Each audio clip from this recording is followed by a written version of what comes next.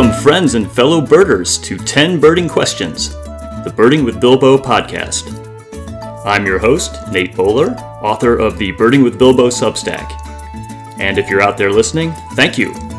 We are here to meet and get to know birders of all stripes and from all corners. And one of those birders is Kelly Ballantyne. Kelly is a Chicago-based birder, artist, and veterinary behaviorist.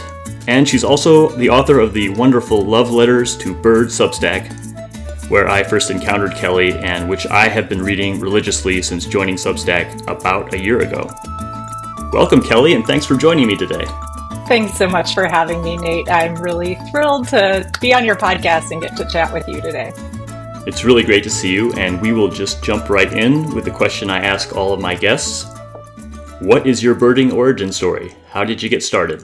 So I've been fascinated by animals since as long as I can remember.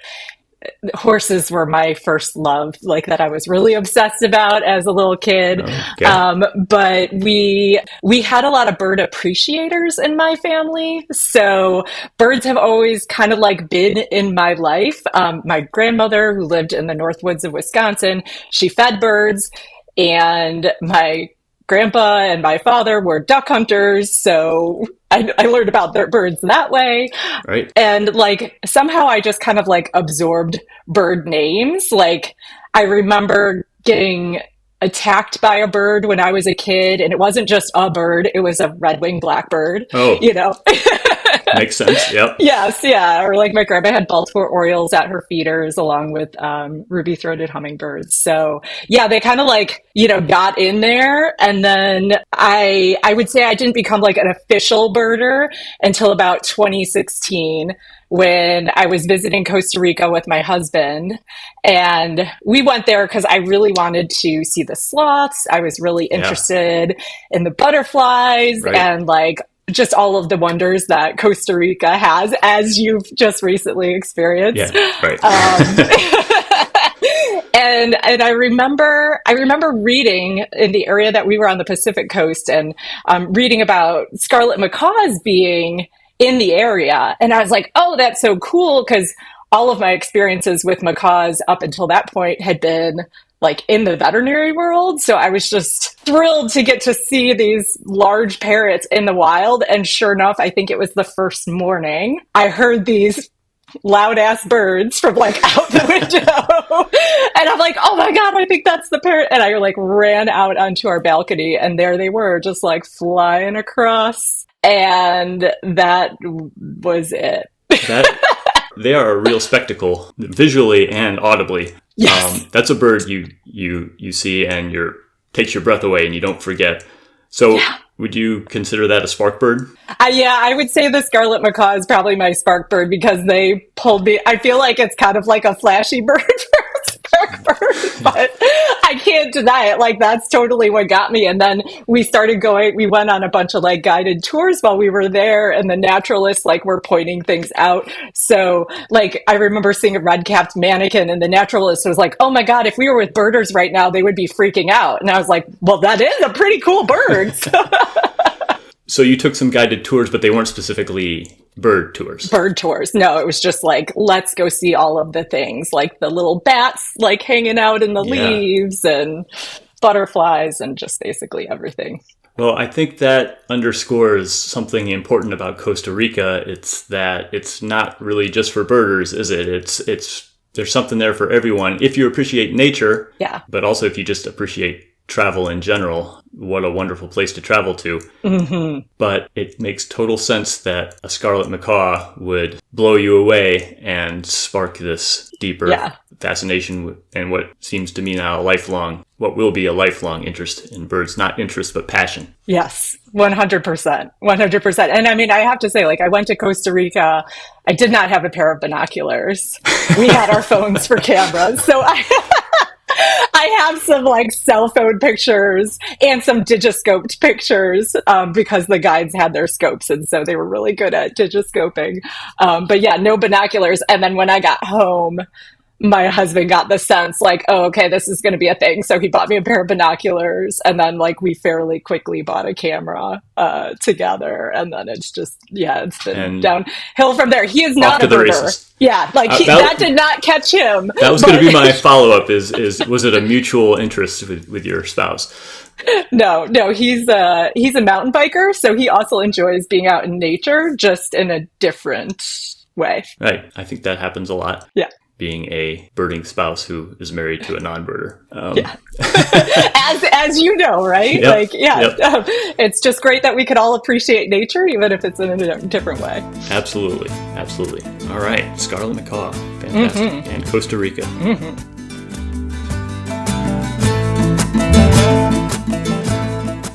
So you just completed a dream birding trip to Colombia. And that is the most avian diverse country in the world. Mm-hmm. And you prepared for the trip by drawing a lot of the birds you were hoping to see. I'd never really heard of that approach before. Did it help with identification when you got into the field? I would say yes and no. Okay.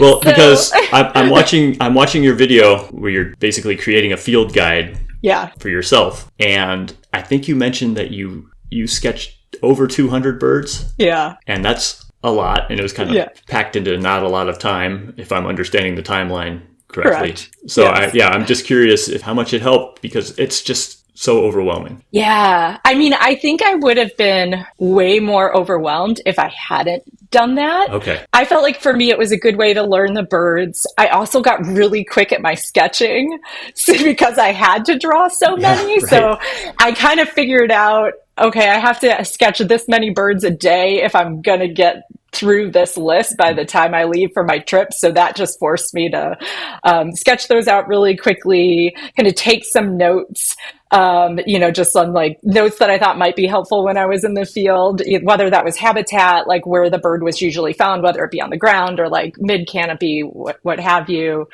And I also did it.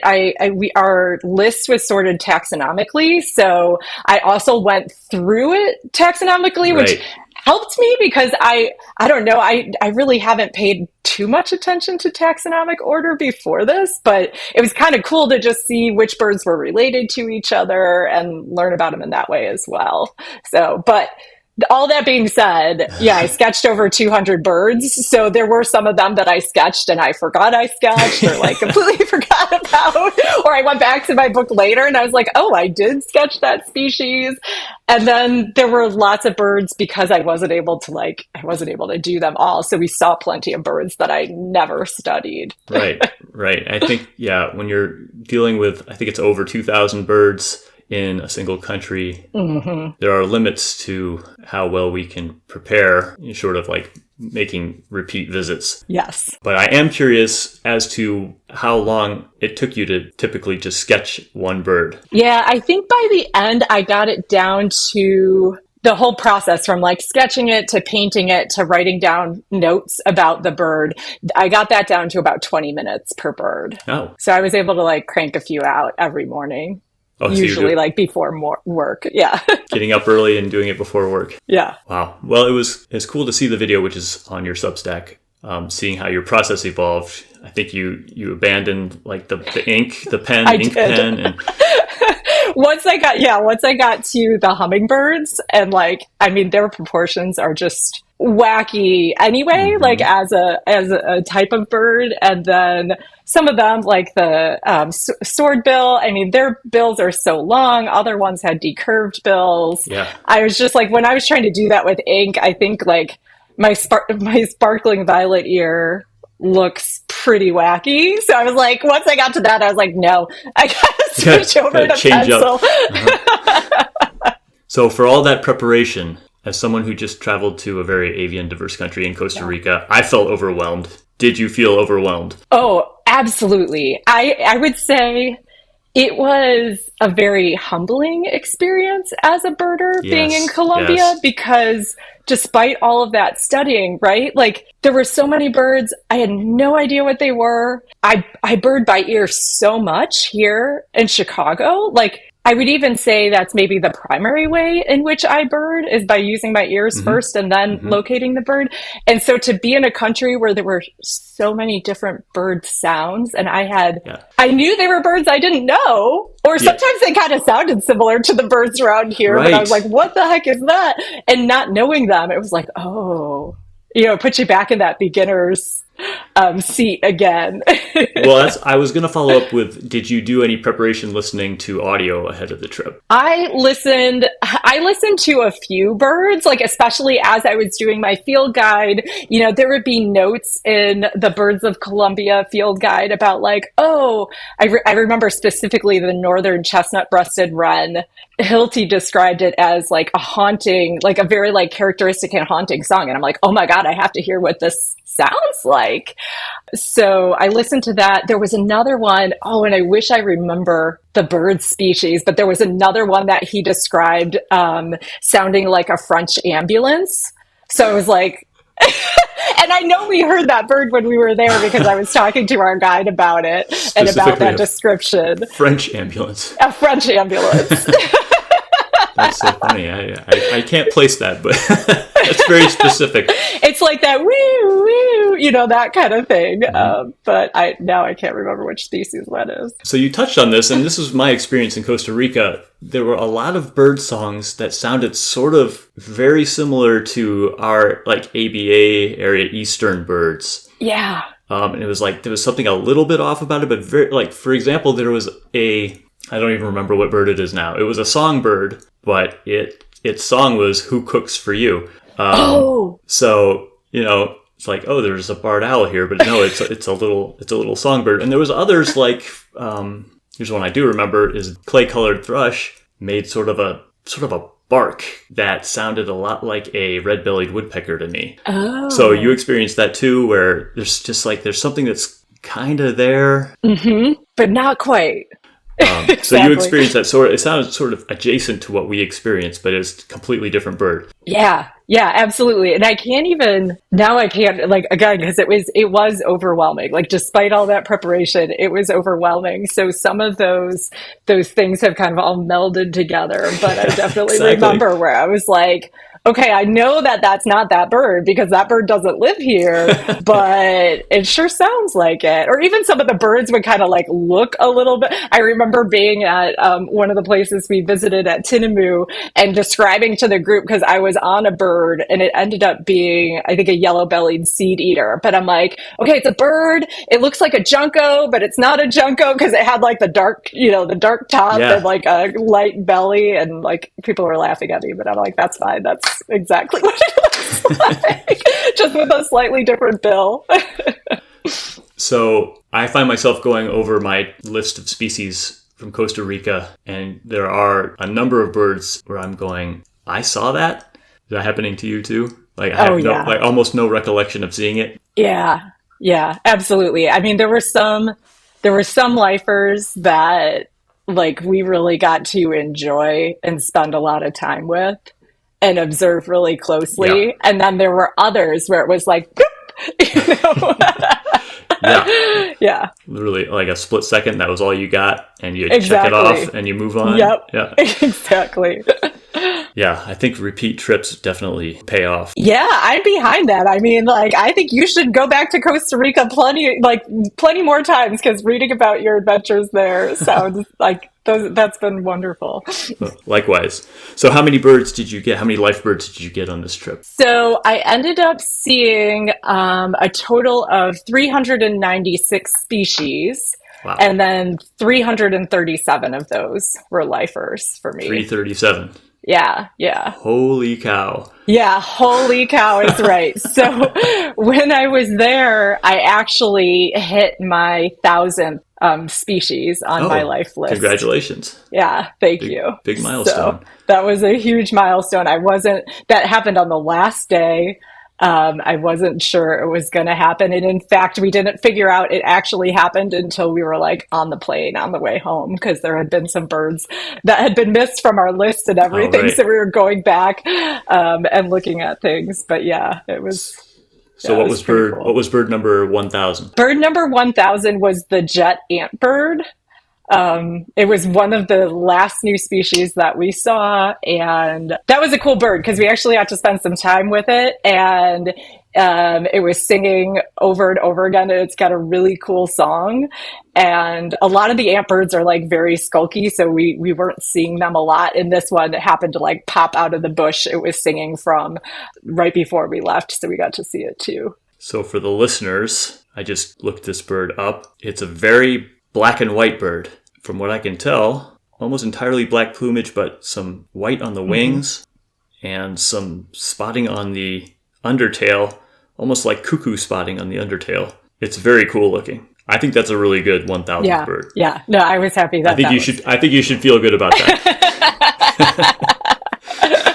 And I hit my 500th bird in Costa Rica. So we both got congratulations. we both got a really good milestone on our trips. Yeah. What was your 500th bird? It was a flame-throated warbler. Ooh. So if they're going to rename the Blackburnian warbler, they can't use that because it's taken. And this bird deserves it because it's got a very bright orange-yellow throat, like just a stunning throat. So they're going to have to come up with something else for the Blackburnian warbler. Yeah. Because this bird has a firm claim, I would say, on that name.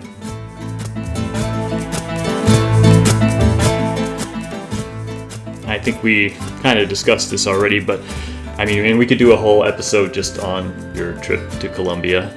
But what are your general impressions in the aftermath? So it's been over for what? How many weeks? We got back at the very end of July. So what, like 6 weeks probably? Okay. Yeah. So you've had about a month and a half to process it. Did it surpass your wildest expectations? Did it in any way fall short? Was there anything that you wish you could do over? It absolutely surpassed my expectations. And I would say like my expectations were pretty high. I mean, there's a lot of hype about Colombia in the birding community.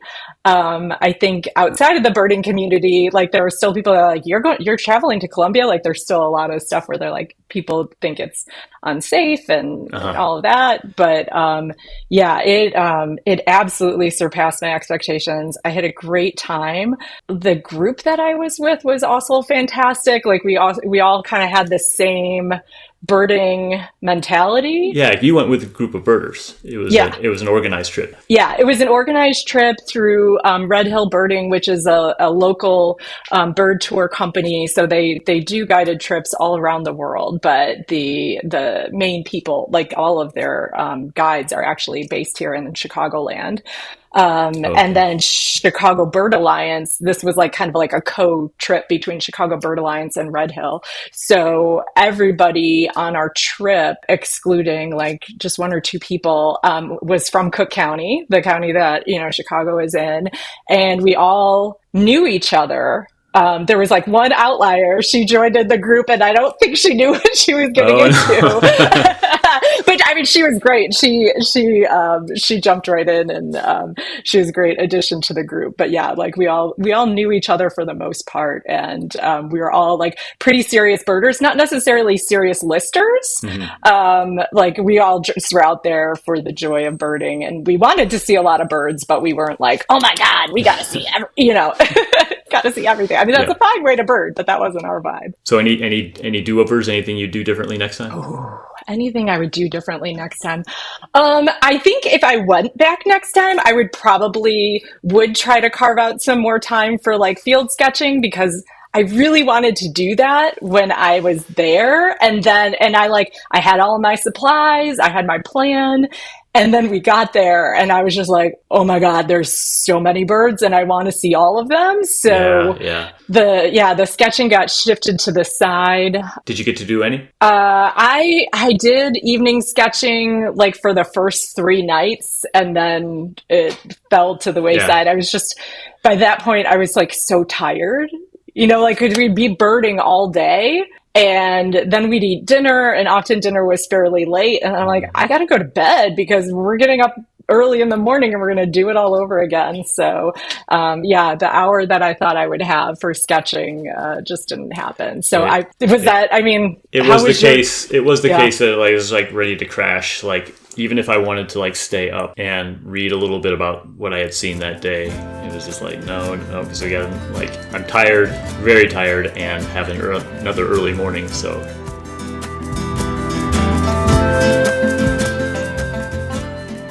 What are a couple, just a small sampling of some of the birds that really made an impression on you? Yeah. So I would say one of those birds was the torrent duck because I actually didn't study that bird because I didn't think that we were going to see it, but we did in fact get to see both the male and the female torrent duck, which was really cool because they're sexually dimorphic and they look very different. A bird that is adapted to like river life. Yeah, and rapids, like not just rivers, but like rapidly flowing streams. So I think there's only four other duck species in the world that utilize that type of habitat. So watching them was absolutely fascinating. And it was like, I mean, the first time we saw him, he was on a rock and then he just like, woohoo, like jumped off that rock and like jumped into the, like just with like sheer abandon and then just was zipping down the rapids, like going downstream and just like, doop, doop, doop, doop, doop, like going back and forth and like not a care in the world. And then he'd jump out onto a rock and like do a little bit of preening. And he's like, okay, I'm going to go back upstream again. And he'd again, like, woo, jump off of the rock. And then he like moved very quickly upstream, even though it was moving so quickly. And then the female ended up joining him and she came from downstream. Like we didn't even see her. And all of a sudden she was just there. And yeah, that was so cool. So that definitely was an experience that stuck with me. Sounds like a very charismatic bird. Such a and I mean, like they're both like very visually striking. Like the male, he's like black and white and lots of stripes, and then like really bright colored bill and feet. And then the female, she's like kind of like that rich rufous color, and then she's got some like beautiful blue gray, and I don't know, they're just both gorgeous. And then I would say the other standout was probably the Buffy helmet crest, which is one of the Colombian hummingbirds that lives at very high elevation. Yeah, so the Buffy helmet crest lives at about 13,500 feet. Wow. So we got to visit the national park where they live. Not only was that just a really cool bird, I mean, they have like this purple beard and then like a very spiky feathers on their head, and the rest of their plumage is buffy colored, but they're so cute. And then the habitat they live in, the Paramo, is just like a breathtaking habitat of high elevation. So there's no trees, but they have frailejones, which are like a type of sunflower species, but they're very tall. Like it's a very big stalk, and then it almost looks like an agave kind of like on the top of it, like with spiky leaves and then usually yellow flowers. And that just that habitat is it's usually covered in clouds, so it's like very misty and moody. And so that flower, is that flower like their main food source? It's one of their main food sources. Yeah, up there. So I don't know. I think that was part hummingbird, and then also just the habitat that we were in. The circumstances. Yeah. So that was super cool. We also, when we were there, at the national park, they serve coca leaf tea. It's supposed to be helpful for altitude sickness, so we all had coca leaf tea. Did it give you a jolt? I mean, I felt okay, and I was at that high elevation, so probably, yeah, like.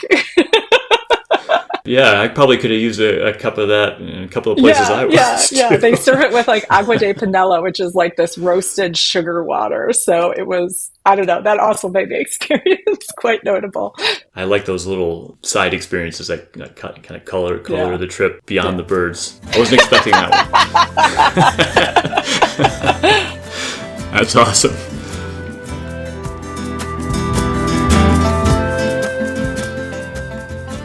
Let's talk about your art. When did you start dabbling in art, and was it a lifelong thing or something you took up with birding? Yeah, so I loved drawing as a kid, and I can't remember a time that I wasn't drawing. Like I was always making pictures, and like I have some stories that I illustrated as a kid too. A lot of those were focused on horses, unicorns, Pegasus, with some cats sprinkled in there too. So those used to be my subjects. So always drawing animals from a young age. Yeah, absolutely. So my mom really encouraged my artistic like inclinations when I was a kid. So I think when I was in like middle school or junior high, she signed me and my brother up for art classes. So in those, we got to learn a lot more about like light and shadow. We learned how to use charcoal and pastels, and even eventually like learned how to work with oil paints. So that just kind of continued it on. And then, I went to high school.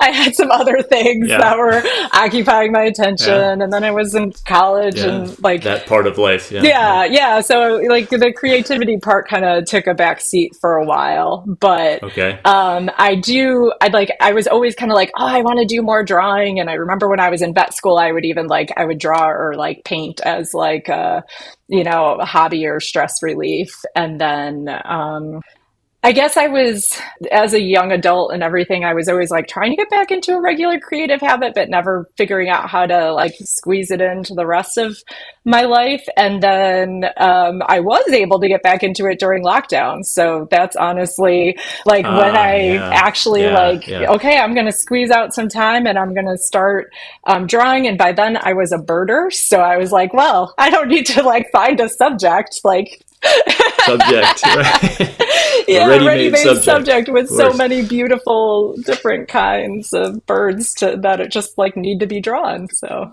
on your website, featuring prominently is your 100 Birds project. Tell us about the genesis of that. Yeah. You have this gallery of, from what I understand it, digitally rendered birds, beautifully drawn birds, I have to say. But where did that project get started? Yeah, so that, as I was getting back into that regular creative habit, I was also doing a lot of birding at a local forest preserve here called Labatt Woods. And Labatt has like a really special place in my heart. It's not only is it like one of the local patches that I bird at all the time, so I like now at this point I know it really well, but it was also like I grew up with like a forest preserve in my backyard. So like that, like walking around in a forest is like very, I don't know, close to my heart. And it's something that I did as a kid and that I really loved. And I remember the first time I walked around in Labatt, I was like,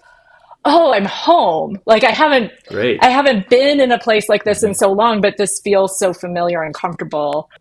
And that's actually like where I really learned how to bird because, it's in the woods. I really had to like develop my birding by ear skills because most of the time the birds were out of sight. Yeah, right.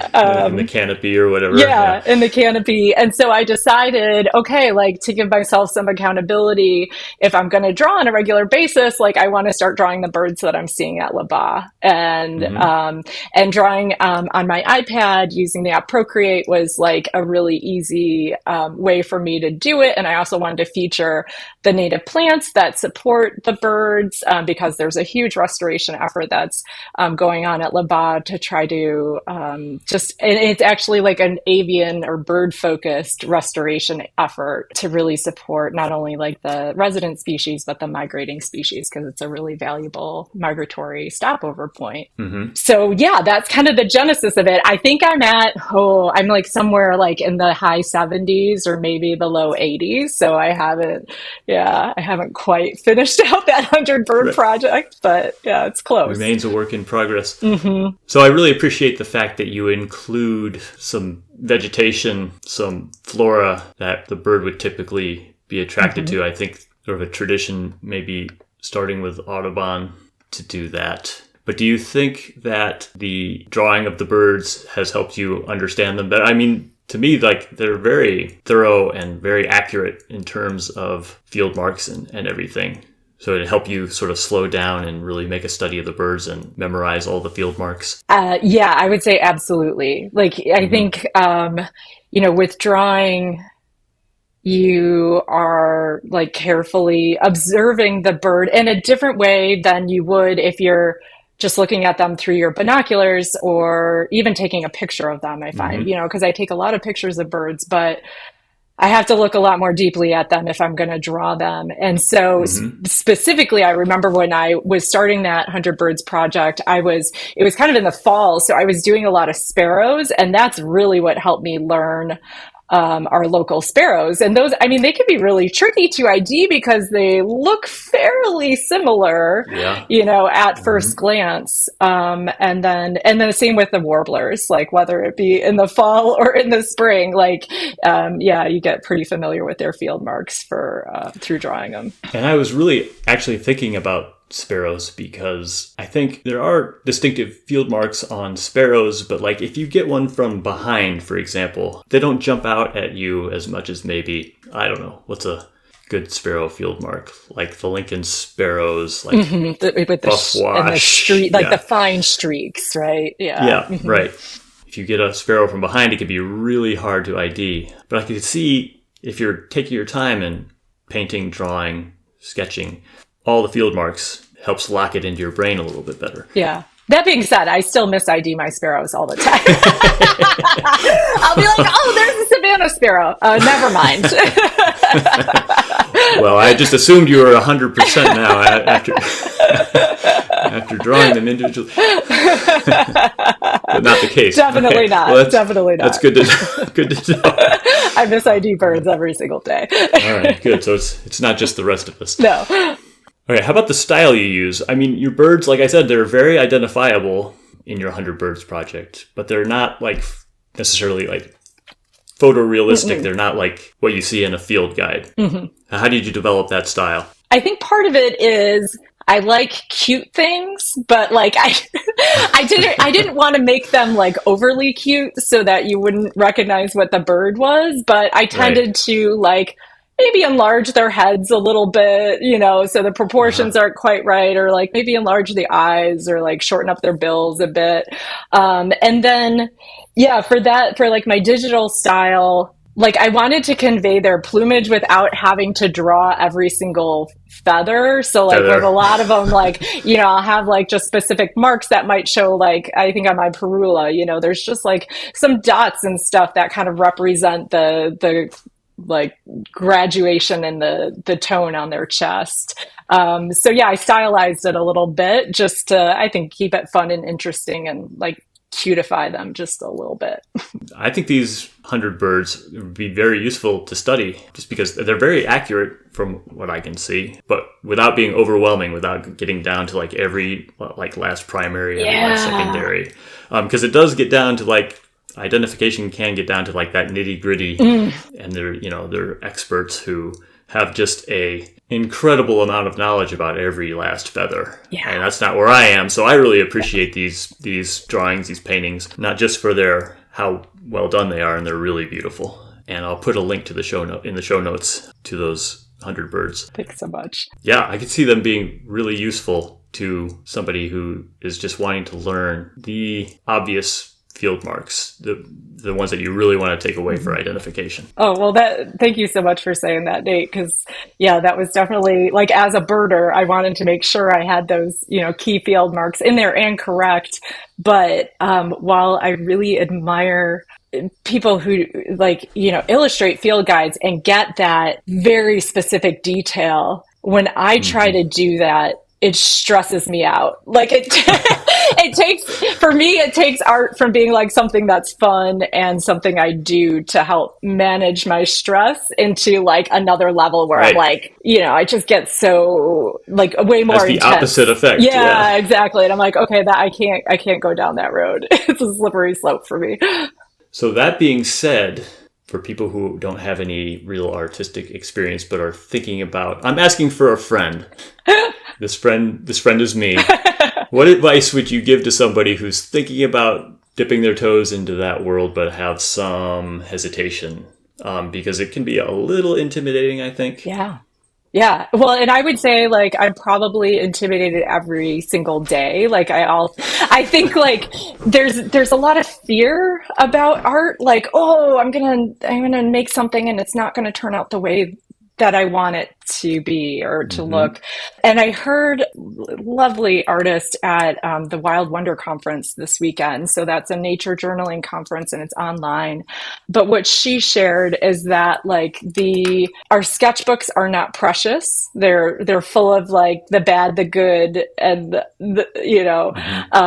everything in between. And the important thing to remember is that the act of sketching or the act of drawing is precious. Yeah. That's great advice. So I was like, oh, that's that. exactly it. So I think if you go into it with the perspective of, I'm like taking visual notes. I saw this bird. I want to note down the experience, or I want to note down some of the marks that I noticed, and just like doodle it out. Like, it doesn't have to be a finished piece of art. Like, it could just be a simple, quick sketch. So I actually, like, I want to do more field sketching. Like, that's the thing that, like, is really, I think, driving me right now, and sketch from live birds. Cause it's one thing to look at a 2D image and try to draw it out, but like trying to get like a 3D bird down onto your paper is like just that much more challenging. So I've been trying to do more field sketching when I'm out birding, and like most of my field sketches are they are like scribbles. Like, I don't know, this is pencil, so you probably can't see it, but like these are some ring-billed gulls. Yeah, you probably can't see it, but I saw one that grabbed what seemed to be an apple cider donut, and and it was like the full donut, so I wanted to make sure I noted that down. So you're skilled at identifying donuts in the field. Well, it was like dark, and it had like that sugar on the outside that you had to see with those apples. So I'm like, that was the one that came to mind. And tis the season for apple cider donuts in the Midwest. That's right. Yeah. We're getting to that time of year. Are there any paintings, drawings that you're particularly proud of? I have a couple. I was doing some field sketching at Lincoln Park Zoo a couple of weeks ago, and I've been trying to do kind of more direct watercolor rather than like sketching out in pencil beforehand. And I was there for a few hours, and I was really struggling for the first few hours. And then finally, I think I'd been warmed up enough. And I also we have a seashore exhibit that has a couple of American avocets and a black neck stilt. And the avocets were asleep. So I went there and I did a watercolor sketch of the avocet, and I was really pleased with how that turned out. But I think it was because I had all of those like kind of failed watercolors that came in the couple hours before. I had to get them out of my system, and then I got that one. It strikes me that the subject being asleep is helpful. Oh, that was so helpful. But it's funny because birds, when you sketch live birds, you notice that even when they're asleep, they are still moving. Like, they were doing this cute little like thing, like they were kind of swaying back and forth as they were, or they'd like open their eye, or they'd preen for a few seconds and then tuck back in. Would you say that for a beginner, are there any media that are more suited toward the beginner, more forgiving, that you would recommend starting with? Yeah. So I would say start with something simple like pen or pencil, because you won't be as precious about it. It's not like this expensive, fancy art material. Like, just use the pen or pencil that you have on hand. And then I would also say, like, bring out a sketchbook that maybe has like a hard back to it, because if you're out birding, you probably will be standing up. So having something with a hard back, then you already have a surface that you can draw on, and you don't have to worry about the paper, moving around. Don't have to worry about lugging a desk down to your patch. Exactly. Yeah. And start with like a small sketchbook. So I think this is like a 5x8 or something like that. This is the sketchbook that I work with, but, and I've been doing most of my stuff in pencil lately, just because I know I get precious about my art materials too. And I'm like, whatever, I'm just taking notes. Pencil is fine. Pen and pencil, don't have to worry about mixing colors. Yeah. Don't have to worry about costly paints. Exactly.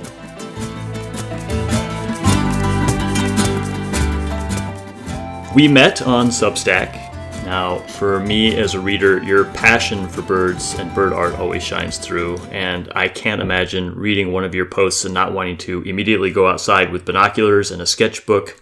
What was the origin of your Substack Love Letters to Birds? Well, first of all, I'm just like thrilled to hear that, Nate, because I really think that, drawing and observing birds in that way is such a powerful way to connect with the natural world. So the fact that my post would inspire you to like go out birding with a sketchbook that's just amazing. I'd never considered doing it before until I started reading your Substack. I really hadn't. Oh my gosh. Oh, you just made my day.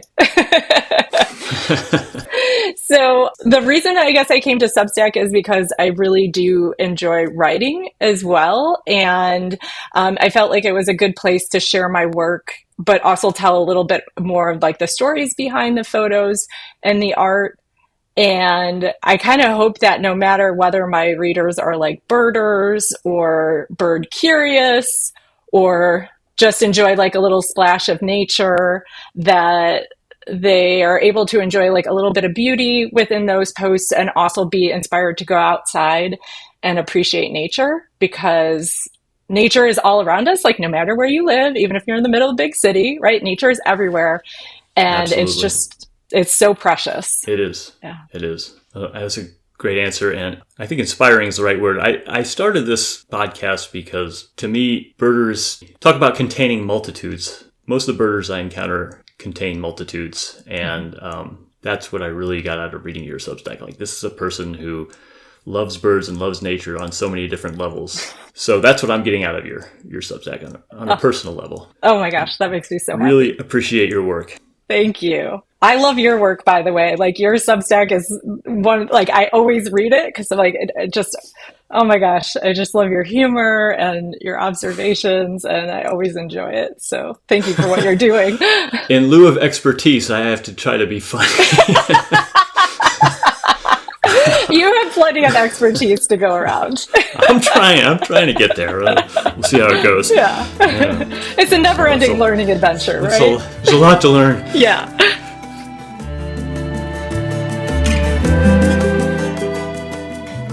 So you are based in Chicago, and your writing about Park 566 has made it one of my bucket list destinations. Yay! So tell us about that park and why you're so drawn to it.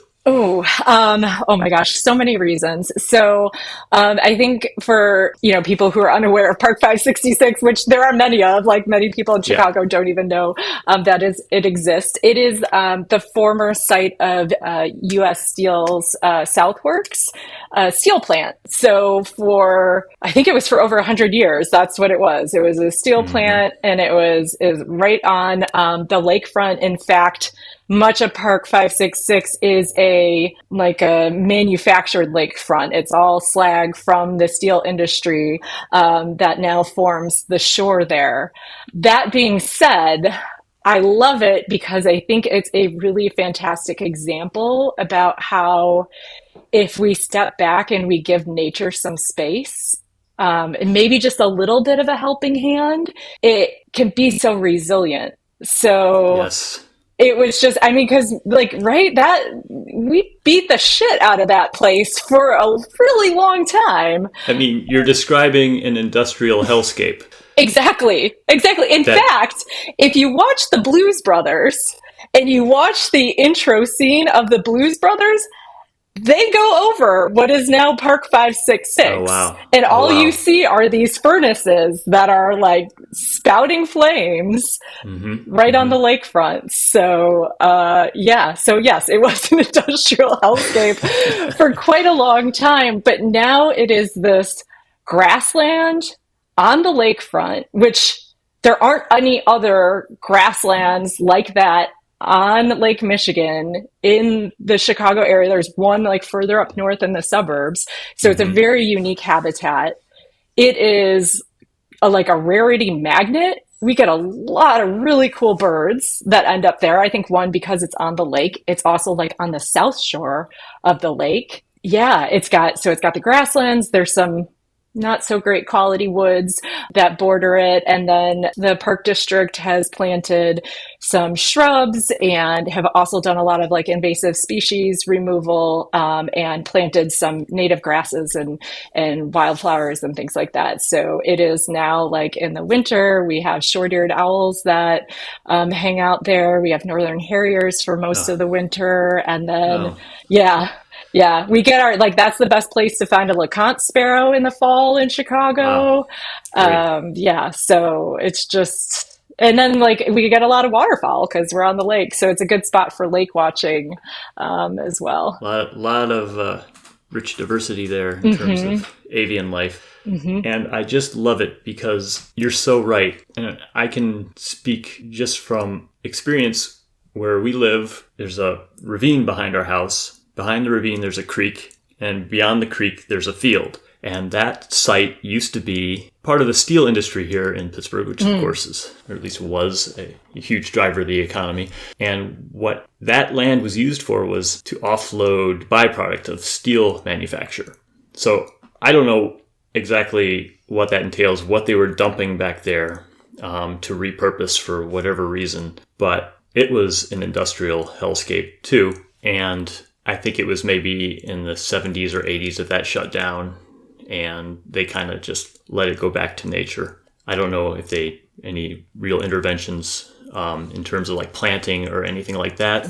But now it went from that to, I think that I've counted 140 species back there. Oh, that's amazing. Which is really great for something like that. So it just shows you how ready nature is to rebound no matter how we beat it up, torture it. It just, and you're right, like it needs a helping hand sometimes, but it wants to thrive so bad. So I love this story of Park 566. Yeah.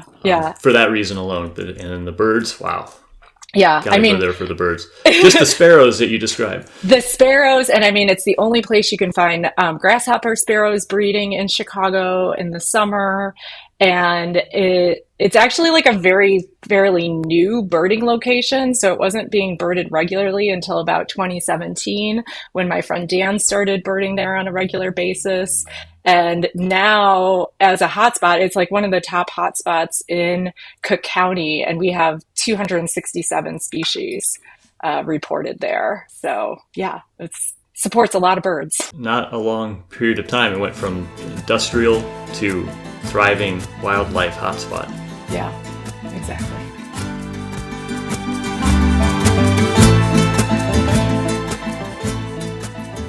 Let's talk about your profession for a minute. Sure. You are a veterinary behaviorist, and your company is Insight Animal Behavior Services. So tell us what a veterinary behaviorist does. First of all, tell us that. Yeah, so veterinary behaviorists are basically veterinarians that work at the intersection between health and behavior. So following veterinary school, we go through years of specialty training, and we're studying things like the science of learning as well as animal behavior. And we learn not only about like companion animals, but so many species. So that allows us to address behavioral problems as well as like any underlying medical conditions that cause or contribute to those behavioral problems. And I would say that's a big part of our caseload. So describe some of the services you provide to your clients. Yeah. So we're considered a referral practice. So that means like local vets and trainers, if they have a case that has gone beyond their ability to address, they will send them to us for treatment, because usually they're quite complicated cases that maybe don't respond to, just like, oh, go to your dog trainer to address this behavior problem, or, the vet is pretty sure they've ruled out medical issues. So then they come to us. Okay. So you said it's a pretty wide range of species that you can see, because I was wondering if it was like typically mammals, like dogs, cats, the most typical, pets that we have. But people have a lot of different kinds of pets. Yeah, absolutely. And I specifically treat dogs and cats. Like I do not at this point treat other species, although earlier in my career I was consulting with zoos and some other places and working with some, like I consulted about a lion and, some rabbits and things like that. But I have colleagues that work with birds. I have colleagues that work with horses and do consulting for zoos. So yeah, it's kind of a whole range. So as a profession, it can be very wide ranging. Exactly. But you're more targeted towards dogs I'm targeted towards dogs and cats. I mean, those are what's around in Chicago for the most part. Okay, that makes sense. Yeah. Yeah. Not a lot of horse owners in Chicago, for example. Yeah.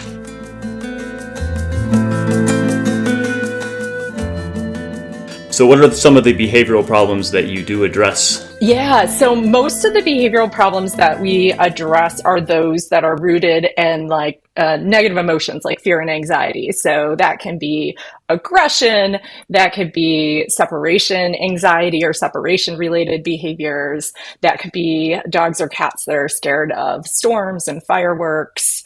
Or dogs that are just scared of everything. We have a lot of dogs that live in the city and they're just like terrified of the outside, Yeah, you yeah. know? So yeah, those are, I would say, the most common things that we treat. And then we also have a lot of patients that they come to see us because they have maybe a challenging behavior for their owners.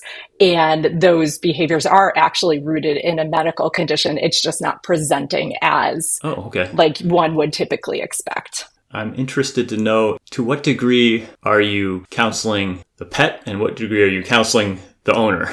Yeah, I would say it's a fairly even mix because a lot of our treatments, involve owner education, like just helping them to understand their dog or cat better. There's a lot, like even if you're an experienced dog or cat owner, we're not born understanding dog body language or cat body language. Right. And there's a lot that gets lost in translation. Okay. Uh-huh. And so there's a lot that goes into owner education. There's a lot that goes into trying to adjust the home environment to meet that pet's needs, trying to adjust maybe the routines to better help meet the pet's needs. There's definitely like behavior modification that we do with the pets to help them cope better with the situations that they're struggling in. But yeah, I would say in that way, it's a fairly even mix. So tell me, if you're making a diagnosis, Yeah. is it based mostly on what the owner's telling you, or are you seeing it in real time? Yeah. Oh, such a great question, Nate. Yeah. A lot of the information that we're considering is based on like what the owner is telling us. Mm-hmm. So there's a bit of subjectivity there that can be sometimes challenging. Like sometimes we find out additional information down the road, that maybe wasn't correct in the beginning. Like, there were some assumptions being made. Right. There are, I see these dogs and cats in person, so I'm also able to observe their behavior, one-on-one. I never try to provoke, especially like if we have a dog coming in to see me for aggression, like I know what that looks like. I've seen it a lot before. Like I don't need to see it. Like I can take, the owner's description of the problem and make some very educated guesses on what's going on. And then again, we're taking into into account all the medical stuff. So if we can safely do an exam, I'll do an exam on the pet. Otherwise, I'm also relying on the primary care vet to give me information on like what they've seen on physical exams and things. And if it gets into a situation where a pet needs possible like pharmaceutical interventions, is that something that you would refer back to the primary, or can you do that yourself? That's us. And that's like part of our specialty is understanding what medications might be appropriate for the case and really coming up with a tailored plan to address whatever, that dog or cat might be coming to us with. So yeah, pharmaceuticals, I would say, are a big part of our treatment plans. Okay. Like once a dog or cat gets to us, in most cases, people have tried a lot of other things. And yeah, it just ends up being a big part of our caseload. They're like really severe cases, and usually pharmaceuticals are really helpful. Do you encounter resistance to pharmaceutical interventions from owners? Yeah, to some degree. I think most owners, by the time they get to us, and if they're coming to a veterinary behaviorist, I think they kind of assume that there's going to be a discussion about meds because we're kind of like the psychiatrists of the veterinary world. Right. But yeah, I definitely do occasionally have people who are like, I really don't want to do meds. And some of that is, understandable. And then it's a discussion of like, okay, well, what are those medications? What are we expecting from them? And also kind of like demystifying, what might be happening.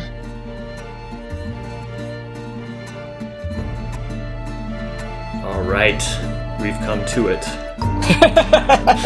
I asked this question of all the guests.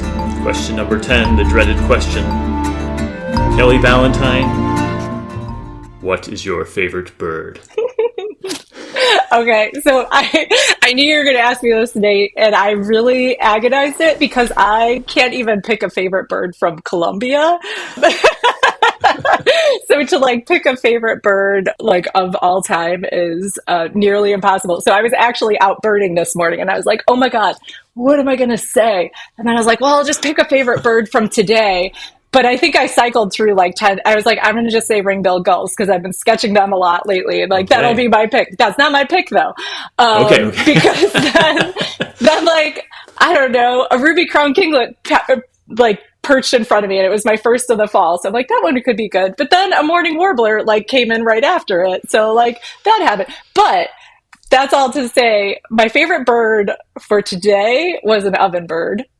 So that's what I'm going to stick with for right now. It will change by this evening, but right now it's an ovenbird. Could change by the end of this conversation. Yes, probably. Yeah. Okay. All right. All those contenders were very strong contenders, but I think that's a great choice, not least because I've been seeing a lot of ovenbirds this fall. Oh, they're so cute. And they are a top tier warbler. They really are. Whether it's your favorite bird, favorite warbler or not, they are way high up there on the warbler list. Mm-hmm.